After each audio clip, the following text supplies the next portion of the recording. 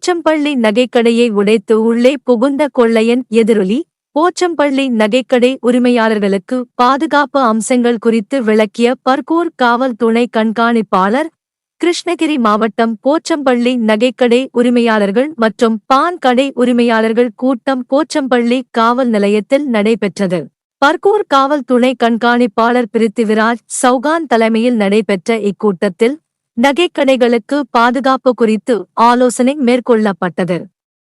நகைக்கடையில் CCTV camera பொருத்துவது, alarm பொருத்துவது, இரவு காவலரை நியமிப்பது, கட்டிடங்களை பாதுகாப்பானதாக மாற்றுவது, நகைக்கடையை சுற்றி 4 புறங்களிலும் மின் விளக்குகள் பொருத்துவது, சுற்று சுவர் அமைப்பது போன்ற முன்னெச்சரிக்கை நடவடிக்கை மேற்கொள்வது குறித்து ஆலோசிக்கப்பட்டது. கடந்த வாரம் போச்சம்பள்ளியில் இயங்கி வரும் பிரபல நகைக்கடையின் ஷட்டரை உடைத்து கொள்ளையன் புகுந்து போச்சம்பள்ளி போலீசார் லாவகமாக திருடனை பிடித்த நிலையில் முன்னெச்சரிக்கை நடவடிக்கையாக கூட்டம் நடத்தப்பட்டதாக பர்கூர் காவல் துணை கண்காணிப்பாளர் பிருத்திவிராஜ் சௌகான் தெரிவித்தார். இவர்களோடு SP CID ஆனந்த் மற்றும் காவல்துறையினர் உடன் இருந்தனர்.